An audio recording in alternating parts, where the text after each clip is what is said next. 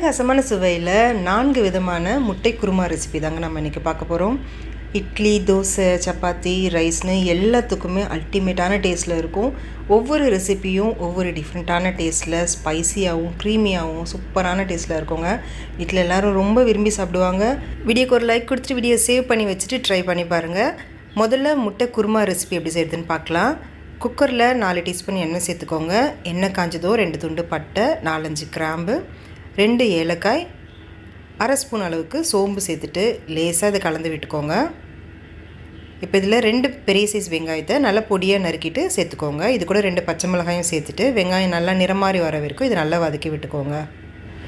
இந்த அளவுக்கு நல்லா வதங்கி வந்த பிறகு ஒரு பெரிய சைஸ் வெங்காயத்தை நல்லா மிக்ஸர் ஜாரில் பேஸ்ட்டாக அரைச்சிட்டு அதையும் சேர்த்துக்கோங்க. இப்போ ஒரு 3 நிமிஷத்துக்கு மிதமான தீயில் இதை நல்லா வதக்கி விட்டுக்கோங்க.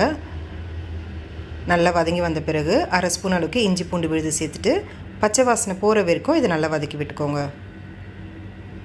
அடுத்து 2 பழுத்த தக்காளி நல்லா பொடியாக நறுக்கிட்டு சேர்த்துக்கோங்க.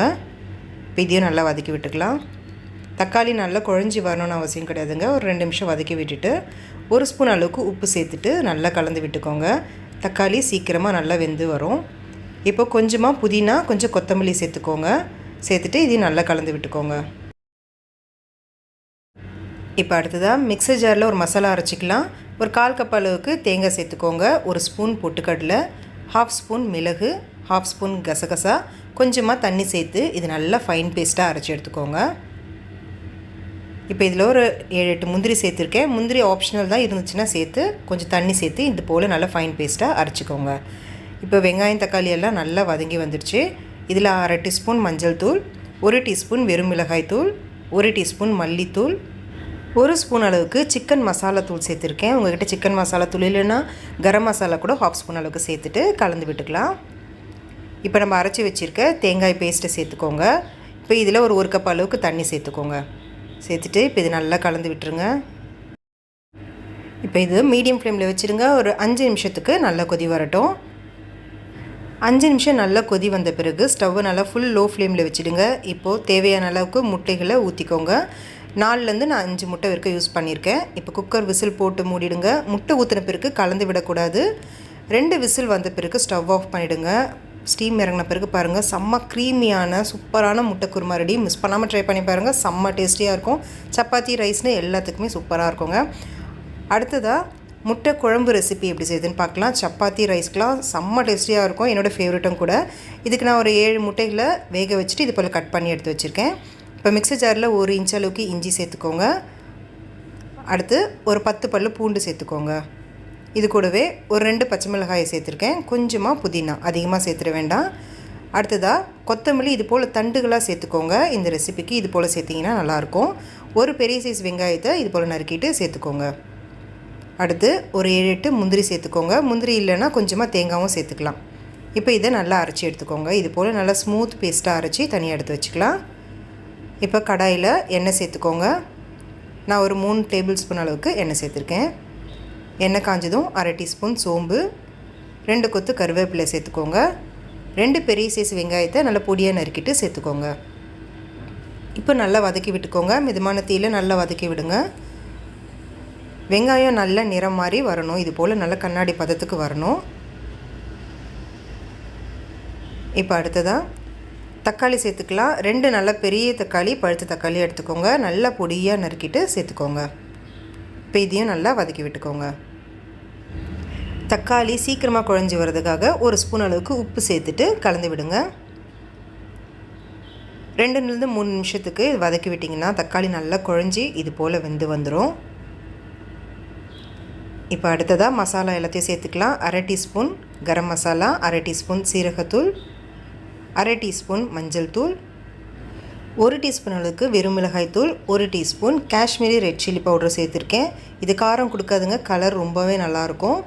அடுத்து 1 டீஸ்பூன் மல்லித்தூள், அடுத்து 1/2 டீஸ்பூன் மிளகுத்தூள் சேர்த்துட்டு லோ ஃப்ளேமில் வச்சு நல்லா கலந்து விட்டுக்கோங்க. மசாலா எல்லாம் நல்லா வெந்து வரதுக்காக இப்போ தண்ணி சேர்த்துக்கலாம். 1 கப் அளவுக்கு தண்ணி சேர்த்துட்டு இப்போ இது நல்லா கலந்து விட்டுருங்க. இது ஒரு 150 ml அளவுக்கு தண்ணி இருக்குங்க. நல்லா கலந்து விட்டுட்டு இப்போ நம்ம அரைச்சி வச்சுருக்க மசாலாவையும் சேர்த்துக்கலாம்.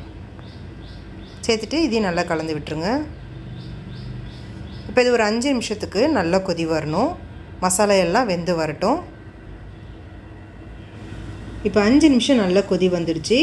நல்ல திக்கான கிரேவியாக இருக்கிறதால இன்னொரு அரை கப் அளவுக்கு தண்ணி சேர்த்துட்டு நல்லா கலந்து விட்டுக்கோங்க. முட்டைகளை சேர்த்துட்டு நல்லா கொதி வந்த பிறகு திக்கான கன்சிஸ்டன்சியில் இருக்கும். அதனால் தேவையான அளவுக்கு கொஞ்சமாக தண்ணி சேர்த்துக்கலாம். இப்போ வேக வச்ச முட்டைகளை இது போல் சேர்த்துக்கோங்க. கலந்து விட்டுற வேண்டாம். இது போல் சேர்த்துட்டு குழம்புல நல்லா மூழ்கி வர மாதிரி இது போல் ப்ரெஸ் பண்ணிக்கோங்க. இப்போ மேலே பொடியை நறுக்கின கொத்தமல்லி தூவிட்டு மூடி வச்சுடுங்க. ஒரு 2 நிமிஷத்துக்கு மிதமான தீயில நல்லா கொதி வரட்டும். இப்போ 2 நிமிஷம் கழித்து பாருங்கள், அட்டகாசமான சுவையில் முட்டை குழம்பு ரெடி. கண்டிப்பாக ட்ரை பண்ணி பாருங்கள். உங்கள் எல்லாருக்கும் ரொம்பவே பிடிக்கும். என்னோடய ஃபேவரட்டான முட்டை குழம்பு ரெசிபி. அடுத்து நம்ம பார்க்க போகிற ரெசிபி நல்லா க்ரீமியான முட்டை கறி ரெசிபி தாங்க நம்ம பார்க்க போகிறோம். சப்பாத்தி ரைஸ்க்கெலாம் சூப்பராக இருக்கும். ட்ரை பண்ணி பாருங்கள். இப்போ மிக்சர் ஜாரில் 3 பெரிய சைஸ் வெங்காயத்தை இது போல் நறுக்கிட்டு சேர்த்துக்கோங்க. இது கூட ஒரு 10 பல்லு பூண்டு சேர்த்துக்கோங்க. அடுத்து ஒரு 1 இன்ச் அளவுக்கு இஞ்சியை இது போல் சின்ன சின்னதாக கட் பண்ணிவிட்டு சேர்த்துக்கோங்க. அடுத்து 4 பச்சை மிளகாயை சேர்த்துக்கோங்க. காரத்துக்கு ஏற்ப இது கம்மியாகவோ அதிகமாகவோ நீங்கள் சேர்த்துக்கலாம். அடுத்ததாக ஒரு 10 முந்திரி சேர்த்துருக்கேன். முந்திரி இல்லைன்னா 1/4 கப் அளவுக்கு தேங்காய் சேர்த்துருக்கோங்க. இதில் ஒரு 1/4 கப் அளவுக்கு தண்ணி சேர்த்துட்டு இது போல் நல்லா ஸ்மூத் பேஸ்ட்டாக அரைச்சிட்டு தனியாக எடுத்து வச்சுக்கோங்க. இப்போ ஒரு கடாய் இல்லை இது போல் அடிகனமான பாத்திரத்தில் 4 டேபிள் ஸ்பூன் எண்ணெய் சேர்த்துக்கோங்க. எண்ணெய் காஞ்சதும் 2 ஏலக்காய், 1 பிரிஞ்சி இலை, 2 துண்டு பட்டை, 4 கிராம்பு, அரை ஸ்பூன் அளவுக்கு சோம்பு, அரை ஸ்பூன் மிளகு சேர்த்துக்கோங்க. இப்போ லோ ஃப்ளேமில் வச்சுட்டு இது நல்லா கலந்து விட்டுருங்க. ஒரு 30 செகண்டுக்கு இது கலந்து விட்டுருங்க. இப்போ நம்ம அரைச்சிருக்க வெங்காய பேஸ்ட்டை சேர்த்துக்கோங்க. இது சேர்க்கும் போது மேலே தெளிக்கோங்க. லோ ஃப்ளேமில் வச்சுட்டு பொறுமையாக சேர்த்துக்கோங்க. இப்போ லோ ஃப்ளேம்லேயே இது ஒரு 5லேருந்து 6 நிமிஷத்துக்கு நல்லா கைவிடாமல் கலந்து விட்டுட்டே இருங்க. இந்த ஆனியன் பேஸ்ட் சீக்கிரமாக அடி பிடிக்கும். அதனால் கைவிடாமல் கலந்து விட்டுட்டே இருங்க. நல்லா எண்ணெய் பிரிஞ்சு வரும் ஒரு 5-6 நிமிஷத்தில். அதனால் நல்லா மூடி வச்சுடுங்க, மேலே தெளிக்காமல் இருக்கும். நான் ஒரு 6 முட்டைகளை வேக வச்சுருக்கேங்க. இது போல் கத்தியில் கீரல் போட்டு எடுத்து வச்சுக்கோங்க. இப்போ ஒரு பேனில் 1 ஸ்பூன் அளவுக்கு எண்ணெய் சேர்த்துக்கோங்க. எண்ணெய் காஞ்சதும் அரை டீஸ்பூன் அளவுக்கு மிளகாய் தூள் சேர்த்துக்கோங்க.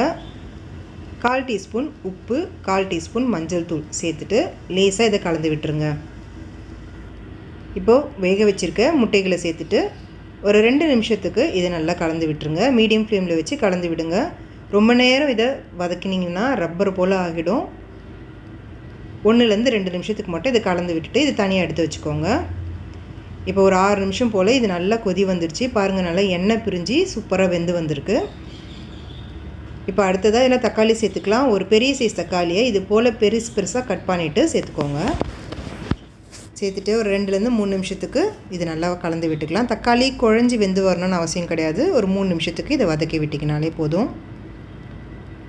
இப்போ அடுத்து தேவையான மசாலா எல்லாம் சேர்த்துக்கலாம். 1 டீஸ்பூன் அளவுக்கு சிக்கன் மசாலா சேர்த்துக்கோங்க. அரை டீஸ்பூன் மிளகுத்தூள், அடுத்ததாக 1/2 ஸ்பூன் மஞ்சள் தூள், 3/4 டீஸ்பூன் அளவுக்கு உப்பு சேர்த்துருக்கேன். 1/4 டீஸ்பூன் நம்ம ஏற்கனவே முட்டையை வறுக்கும் போது சேர்த்துருக்கோம். அதனால் உங்களுக்கு தேவைக்கேற்ப உப்பு கம்மியாகவும் அதிகமாக சேர்த்துக்கோங்க. இப்போ லோ ஃப்ளேமில் வச்சுட்டு நல்லா கலந்து விட்டுக்கோங்க. மசாலா எல்லாம் நல்லா வெந்து வரணும். ஒரு 2 நிமிஷத்துக்கு கைவிடாமல் இதை நல்லா கலந்து விட்டுருங்க.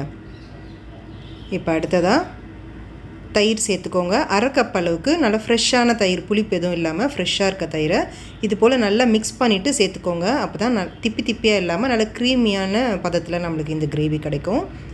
இப்போ சேர்த்துட்டு நல்லா கலந்து விட்டுக்கோங்க.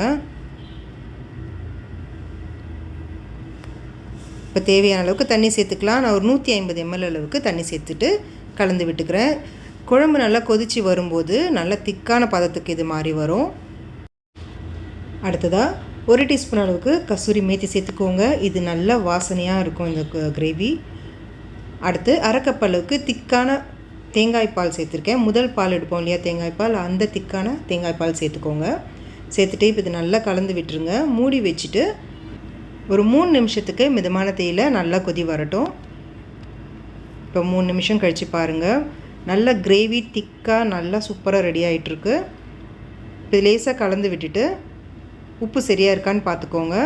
இப்போ நம்ம வறுத்து வச்சுருக்க முட்டைகளை சேர்த்துக்கலாம். சேர்த்துட்டு இப்போ இது நல்லா கலந்து விட்டுருங்க. ஒரு 2லேருந்து 3 நிமிஷத்துக்கு மட்டும் இது வெந்துச்சுனாலே போதும். மூடி வச்சு 3 நிமிஷத்துக்கு இது நல்லா கொதி வரட்டும். இப்போ கடைசியாக பொடியை நறுக்குன கொத்தமல்லி தூவிட்டு கலந்து விட்டுட்டு ஸ்டவ் ஆஃப் பண்ணிவிடுங்க. அவ்வளோ க்ரீமியாக ரொம்பவே சூப்பராக இருக்குங்க. மிஸ் பண்ணாமல் ட்ரை பண்ணி பாருங்கள், உங்களுக்கு இது ரொம்பவே பிடிக்கும். அடுத்ததாக நல்ல காரசாரமாக முட்டை மசாலா சப்பாத்தி ரைஸ்னு எல்லாத்துக்கும் சூப்பராக இருக்கும். எப்படி செய்யுதுன்னு பார்க்கலாம். இதுக்கு 5 முட்டைகளை வேக வச்சு எடுத்துருக்கேங்க. இது போல் கீரல் போட்டு இது ரெடி பண்ணி எடுத்து வச்சுக்கோங்க. இப்போ மிக்சர் ஜாரில் ஒரு 15 பல்லு பூண்டு சேர்த்துக்கோங்க. 1 இன்ச் அளவுக்கு இஞ்சி சேர்த்துக்கோங்க. ஒரு 3 பச்சை மிளகாயை இது போல் சேர்த்துக்கலாம். அடுத்து கொஞ்சமாக தேங்காய் சேர்த்துக்கோங்க. ஒரு 1/4 கப் அளவுக்கு இருக்கும். இப்போ இது முதல்ல கொரகொரப்பாக அரைச்சி எடுத்துக்கோங்க. தண்ணி எதுவும் சேர்க்க வேண்டாம். அடுத்து 2 நல்ல பழுத்த பெரிய தக்காளியை இது போல் நறுக்கிட்டு சேர்த்துட்டு தண்ணி எதுவும் சேர்க்காமல் நல்லா ஃபைன் பேஸ்ட்டாக இது போல் அரைச்சி எடுத்து வச்சுக்கோங்க. இப்போ கடாயில் 4 டேபிள் ஸ்பூன் அளவுக்கு எண்ணெய் சேர்த்துக்கோங்க. எண்ணெய் காஞ்சதும் 1/2 டீஸ்பூன் சீரகம், 1 பிரிஞ்சி இலை, 2 துண்டு பட்டை சேர்த்துக்கோங்க. 2 ஏலக்காய் சேர்த்துட்டு 4-5 கிராம்பு சேர்த்து லோ ஃப்ளேமில் வச்சுட்டு ஒரு 2 செகண்டுக்கு இது நல்லா கலந்து விட்டுக்கோங்க. இப்போ ஒரு 3 வெங்காயம், நல்ல பெரிய சைஸ் வெங்காயத்தை எந்த அளவுக்கு பொடியாக நறுக்க முடியுமோ நறுக்கிட்டு சேர்த்துக்கோங்க. வெங்காயம் நல்லா நிறம் மாதிரி லைட் ப்ரௌன் கலரில் வரணும். அந்த அளவுக்கு நல்லா வதக்கி விட்டுக்கோங்க. அப்போ தான் நல்லா இந்த குருமா சூப்பரான டேஸ்ட்டில் இருக்கும்.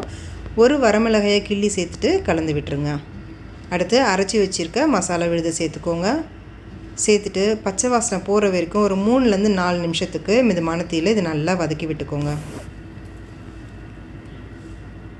அடி பிடிக்காமல் பார்த்துக்கோங்க. ஒரு 4 நிமிஷம் கழித்து நல்லா மசாலாலாம் வெந்து வந்திருக்கும்.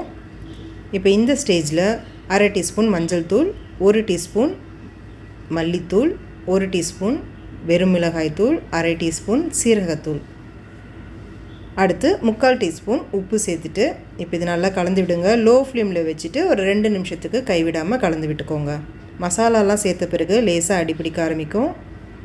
கைவிடாமல் கலந்து விட்டுட்டே இருங்க. இப்போ ஒரு 200 ml அளவுக்கு தண்ணி சேர்த்துக்கோங்க. சேர்த்துட்டு இப்போ இது நல்லா கலந்து விட்டுருங்க. கலந்து விட்டுட்டு வேக வச்ச முட்டைகளை சேர்த்துக்கோங்க. 1 ஸ்பூன் அளவுக்கு கஸ்தூரி மேத்தி சேர்த்துருங்க. இப்போ இது கலந்து விட்டுட்டு மூடி வச்சுடுங்க. ஒரு 5 நிமிஷத்துக்கு இது நல்லா கொதி வரட்டும். இப்போ 5 நிமிஷம் கழித்து பாருங்கள், நல்லா கிரேவி திக்கான பதத்தில் நல்லா ஸ்பைஸியாக சூப்பரான டேஸ்ட்டில் ரெடி ஆகிடுச்சு. செம்ம டேஸ்டியாக இருக்குங்க. என்னோடய ஃபேவரெட்டும் கூட இது. நீங்களும் ட்ரை பண்ணி பாருங்கள். இந்த 4 ரெசிப்பியில் உங்களுக்கு ஃபேவரட்டான ரெசிபி எதுன்னு கமெண்ட் செக்ஷனில் மறக்காமல் சொல்லுங்கள். இந்த வீடியோ உங்களுக்கு ரொம்ப பிடிச்சிருந்துச்சின்னா லைக் பண்ணிவிட்டு உங்கள் ஃப்ரெண்ட்ஸ் ஃபேமிலி எல்லாேருக்கும் இந்த வீடியோவை நிறைய ஷேர் பண்ணிக்கோங்க. Thank you friends.